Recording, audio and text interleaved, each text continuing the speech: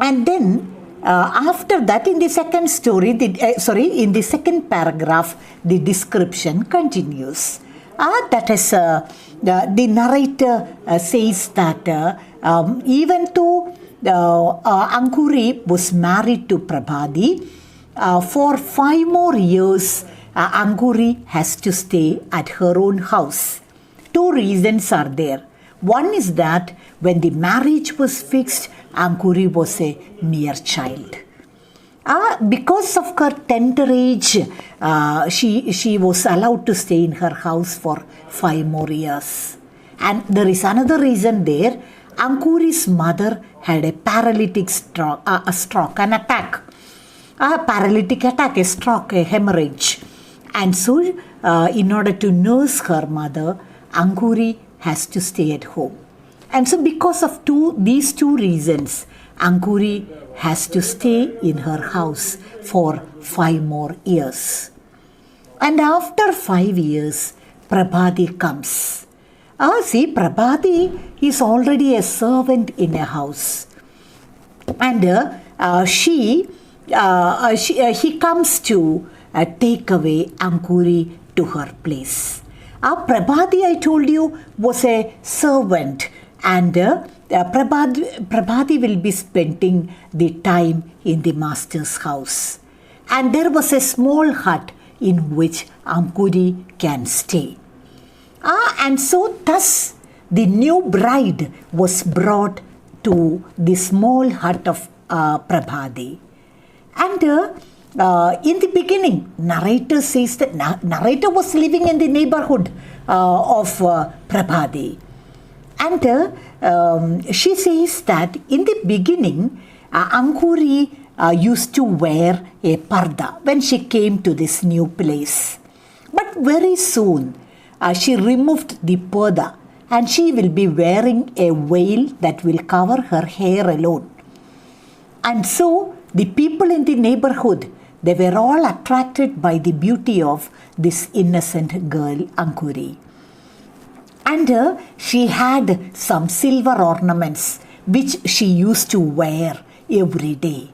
And the narrator says that when she comes, there is the tinkling of 100 ankle bells. That is, she was wearing anklets, bracelets, then garlands and all these things, all made of silver. And when she comes, she will be laughing, and one can hear the sweet sound of the ankle bells and all these things. And so narrator says that it was a feast to one's eye to see Ankuri coming with a pleasant smile. And some days she will come to the narrator. And then she will be talking to the narrator. And the narrator understood that Ankuri is very fond of wearing her silver ornaments. And then again, days went on. Finally, it became very hot. And I told you that Ankuri was staying in a small hut. And her husband Prabhati will be in the master's house. And because of the intense hot sun, and Ankuri cannot remain inside that small hut. And so, during daytime, almost the whole of daytime, she will be coming to the narrator's house. And in front of the house of the narrator, there are some neem trees.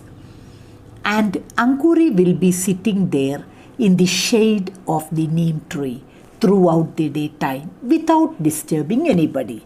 And seeing her, sometimes the narrator will come out and she will be talking with Ankuri.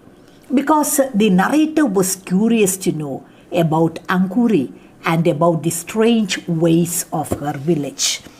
And see, I told you that education was denied to the girls in the village. See the words of Ankuri. One day when she came, the narrator was reading a book.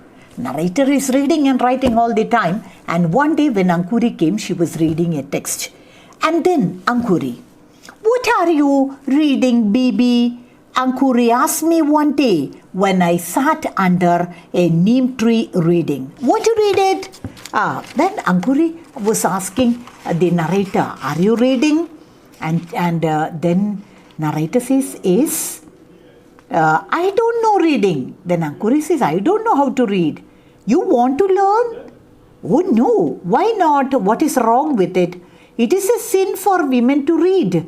And what about men? For them it is not a sin. See the double standards that existed at that time? For men, they can be educated. But the girl should be a slave. That is why she is denied education.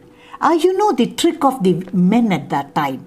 Once you get educated, you will understand what is going on in the rest of the world.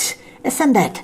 And then, again, for them it is not a sin. Who told you this nonsense? I just know it. I read, I must be sinning. For city women, it is no sin. It is for village women. See, the innocent words of Ankuri. Ankuri sincerely believes that and a village girl is not permitted to read and write.